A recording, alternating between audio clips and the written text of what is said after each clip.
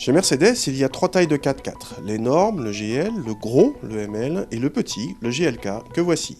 Avec 4,53 m de long, il se place plus ou moins en face des Audi Q5 et BMW X3. Basé sur une plateforme de classe C, il existe en 2 ou 4 roues motrices et nous l'essayons ici en 350 CDI avec le V6 diesel, uniquement disponible en 4x4 avec une boîte automatique à 7 rapports.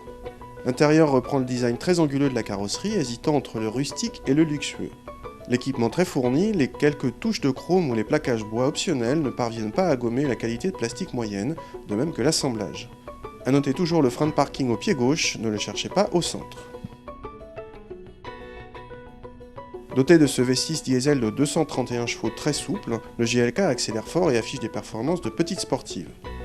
La motricité est excellente, 4 roues motrices oblige.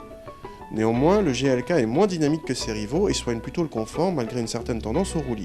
La boîte automatique à 7 rapports est douce et rapide, mais il manque un mode sport. Si l'on compare au Q5 et au X3, tout au plus grand, l'habitabilité aux places arrière du GLK est moins généreuse. Elle suffit quand même à accueillir 2 adultes, même grands, grâce à une garde au toit généreuse.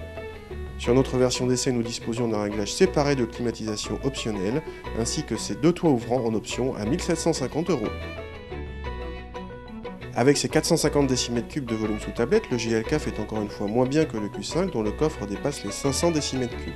Le volume bénéficie malgré tout de formes géométriques régulières qui le rendent facile à utiliser.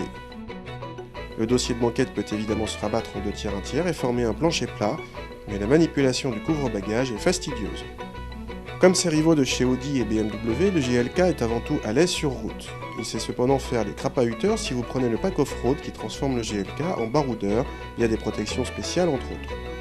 À cette version certes agréable, nous préférons la 250 CDI, à peine moins performante mais nettement moins onéreuse à l'achat comme à l'usage.